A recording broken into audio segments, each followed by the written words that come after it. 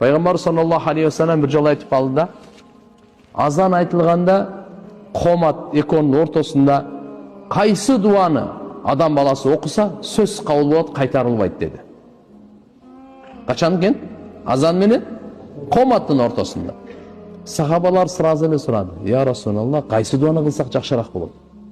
Убакыт аз, тилей турган тилегибиз көп. Кыска, нуска." Сахабалар акылдуу эле. Момент сурап калышат эле.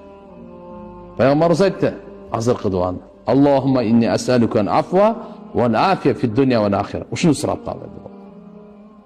Ошон үчүн азан менен коматтын ортосунда азандын дуасын айткандан кийин ушу дуаны сурап жүрүш керек.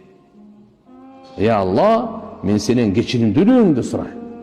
Жана афиятты сурайм.